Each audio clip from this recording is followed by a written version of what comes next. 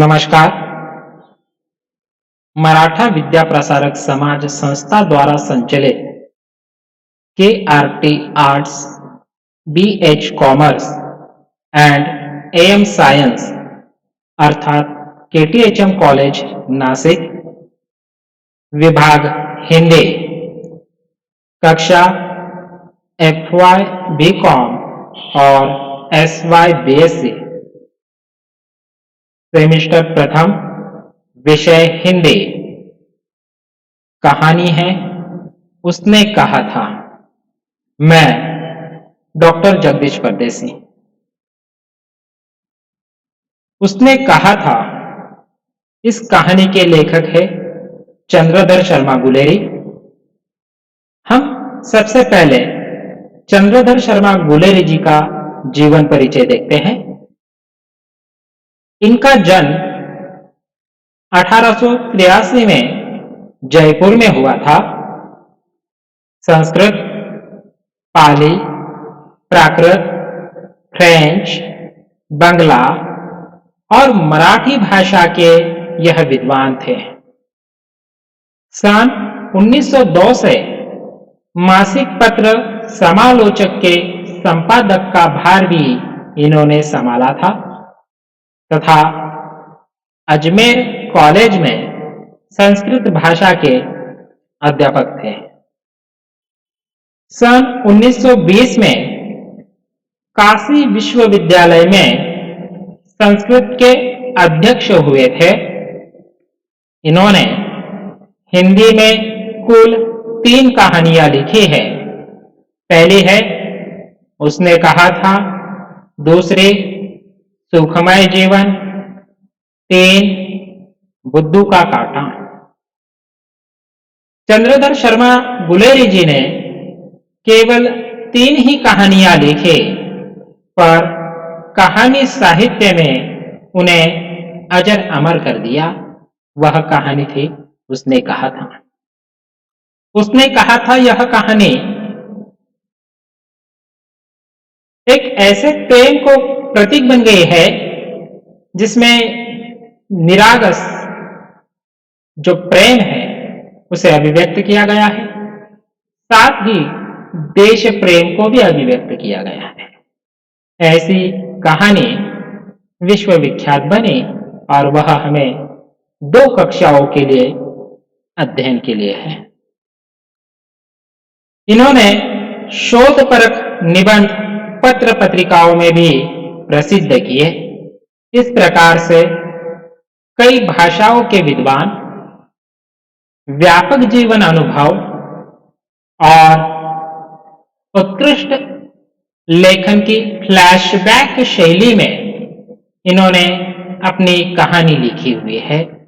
देखते हैं कि उसने कहा था इस प्रकार से देश प्रेम और मानव प्रेम एक अद्भुत कहानी कैसी है।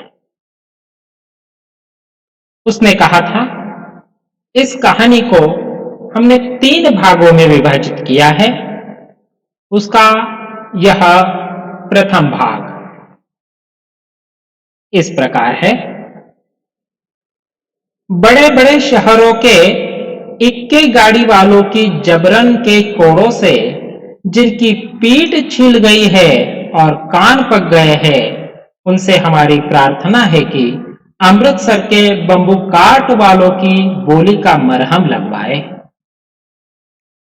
जब बड़े बड़े शहरों की चौड़ी सड़कों पर घोड़ों की पीठ को चाबुक से धूनते हुए इक्के वाले कभी घोड़े की नानी से अपना निकट का संबंध स्थापित करते हैं, कभी राह चलते पैदलों की आंखों के न रहने पर तरस खाते हैं, कभी उनके पैरों की उंगलियों के पोरों को चीत कर अपने ही को सताया हुआ बताते हैं और संसार भर की ग्लानि, निराशा और क्षोभ के अवतार बने नाक की सीध चले जाते हैं। अमृतसर में उनकी बिरादरी वाले तंग चक्करदार गलियों में हर एक लड्ढी वाले के लिए ठहर कर सब्र का समुद्र उमड़ाकर, बचो खालसा जी, हटो माई जी, ठहरना भाई, आने दो लाला जी, हटो बादशाह, कहते हुए सफेद फेंटो, खचरो और बतको, गन्ने, खोमचे और भारे वालों के जंगल में राह लेते हैं। क्या मजाल की जी और साहब बिना सुने किसी को हटना पड़े। यह बात नहीं कि उनकी जीभ चलती ही नहीं, चलती है, पर मीठी छुरी की तरह महीन मार करती है। यदि कोई बुढ़िया बार बार चितौनी देने पर भी लीक से नहीं हटती, तो उनकी वचनावली के यह नमूने हैं। हट जा जीने वाली जोगिए, हट जा कर्मा वालिए, हट जा कुत्ता प्यारिए, हट जा लंबी उम्र वालिए। समिष्टि में इनका अर्थ है, तू जीने योग्य है, तू भाग्यों वाली है, पुत्रों की प्यारी है, लंबी उम्र तेरे सामने है, तू क्यों मेरे पहियों के नीचे आना चाहती है, बच जा।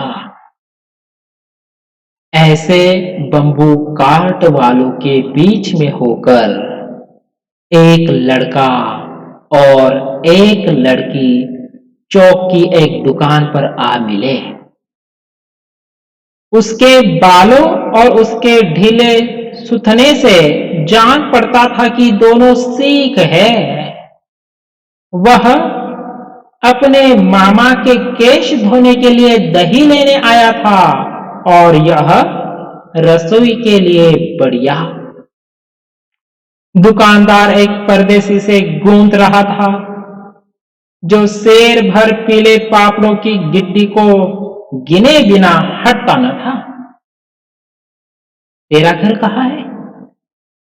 नगरे में। और तेरे? मांझे में। यह कहाँ रहती हैं? अत्तर सिंह की बैठक में वे मेरे मामा होते हैं। मैं भी मामा के यहां आया हूं। उनका घर गुरु बाजार में है। इतने में दुकानदार निपटा और इनका सौदा देने लगा। सौदा लेकर दोनों साथ साथ चले। कुछ दूर जाकर लड़के ने मुस्कुराकर पूछा,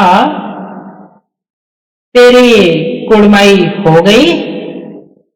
इस पर लड़की कुछ आंखें चढ़ाकर धक कहकर दौड़ गई और लड़का मुंह देखता रह गया। दूसरे तीसरे दिन सब्जी वाले के यहां या दूध वाले के यहां अकस्मात दोनों मिल गए। महीने भर यही हाल रहा।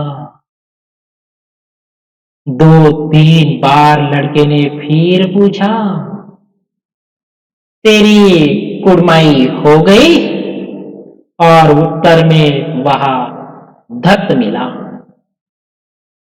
एक दिन जब फिर लड़के ने वैसे ही हंसी में चिढ़ाने के लिए पूछा, तो लड़की लड़के की संभावनाओं के विरुद्ध बोली, हाँ हो गई।